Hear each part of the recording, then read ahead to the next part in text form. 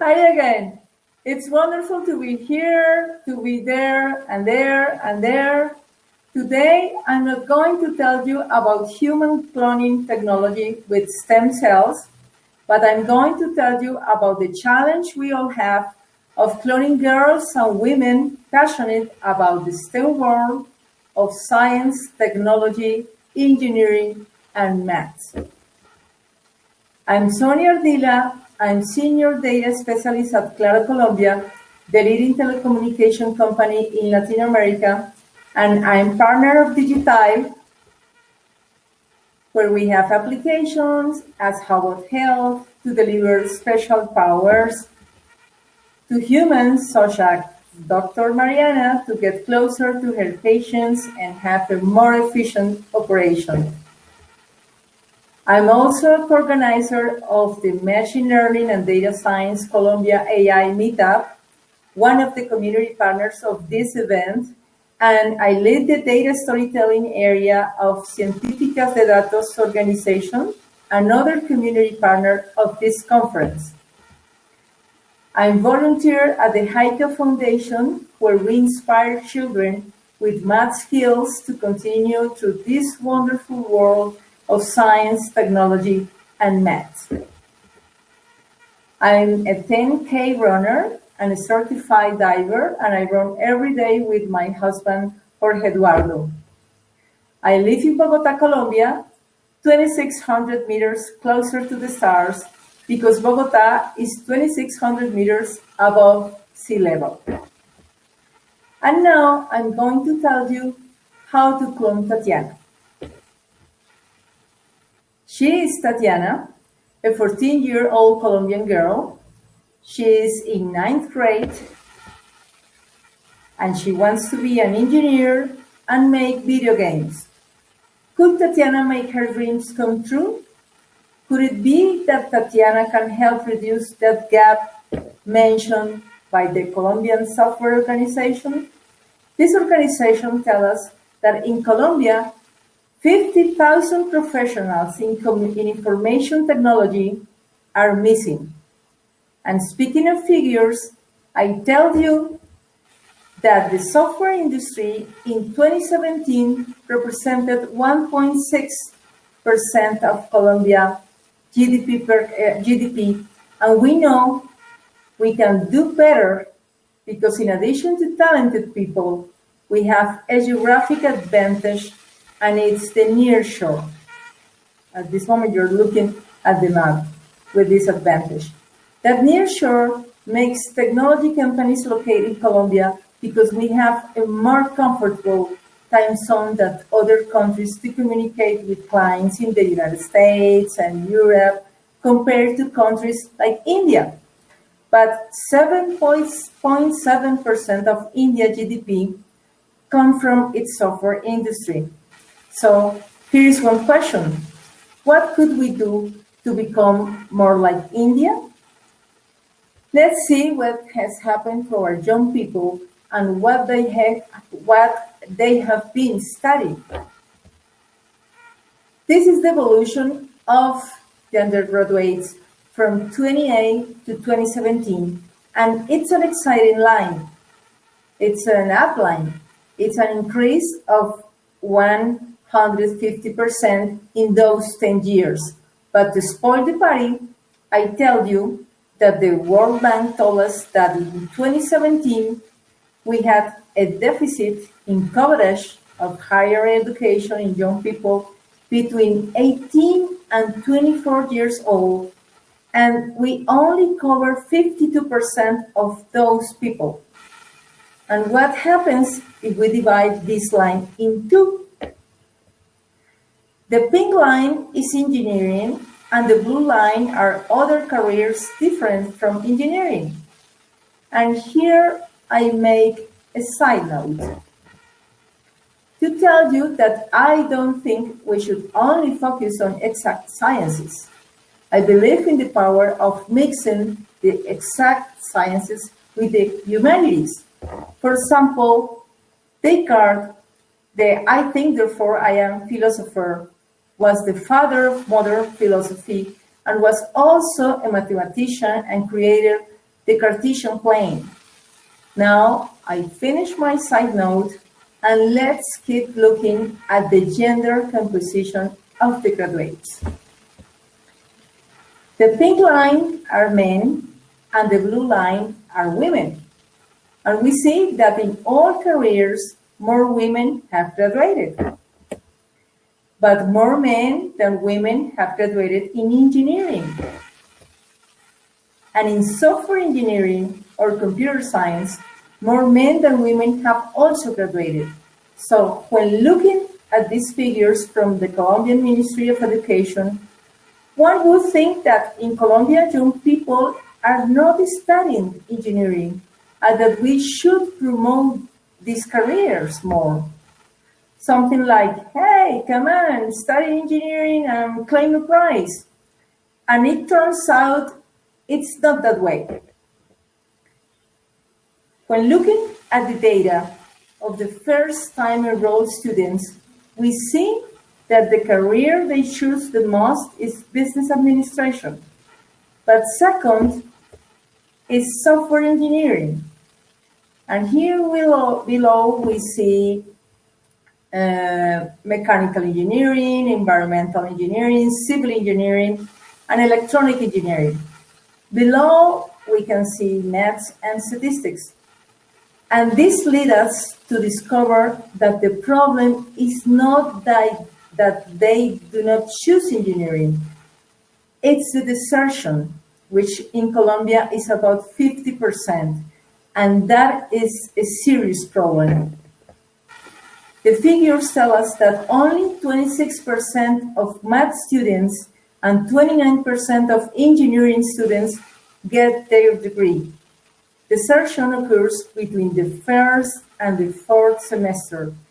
And although the main reason for desertion is the economic factor, the money, there is another mysterious reason called the career disenchantment. At this moment, students wonder, how can I use the metrics transposed in real life? And that became the disenchantment. Let's see what methodologies were used by the students who graduated in 2017. 85% used a face-to-face methodology. The online methodology was used only by 3%, and the traditional remote methodology was used by 12%. And why is that? This remote methodology is not the most comfortable because it consists of going to the educational institution, collecting the material, communicating by email and telephone with teachers, and returning the material. For all of us, the online methodology is very easy to use. But as we can see, this methodology is not used by most of Colombian students. Today, more than ever, in this new post-coronavirus planet, we need this methodology to be used. Regarding the levels of education, we have more university graduates, followed by technologists, and finally, professional technicians. And now let's see what educational levels has to do with unemployment. There is less unemployment in people with postgraduate degrees and in university students. But if we look by gender, the pink bars are women. What can we do to make Tatiana not part of the pink bars? If the challenge is to achieve more graduates, then let's see what variables are related to having more graduates in my country. I looked for other micro variables such as investment in education, unemployment, GDP per capita, internet penetration, foreign investment in technology industries, to see what correlations exist with the total of graduates or with engineering graduates. And what I found is that the two variables with the highest correlation are investment in education and internet penetration. To see this information more easily, let's first look at the variables that do not correlate.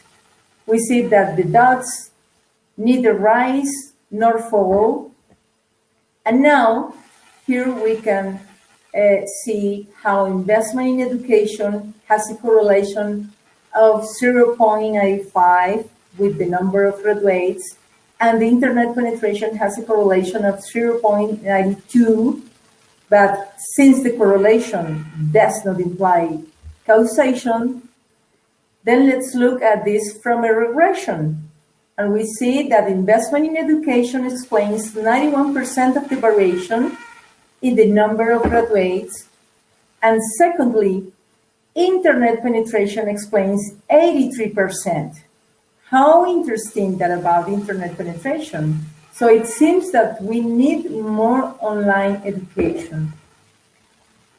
We are close to discover how to clone Tatiana in Colombia, or Guadalupe in Mexico, or Paula in Brazil, or Emma in Germany. And well, we have seen information from Colombia, and what happens in other countries.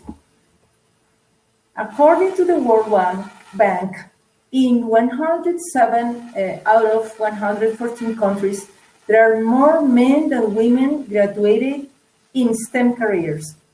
Well, in Argentina, as you can see, 48% of STEM graduates are women, 34% in Colombia, the same as United States, and more than France and Australia with 32%, 27% in Germany, and Niger, Ireland, and Ecuador has the same proportion of women graduated in STEM with 29%.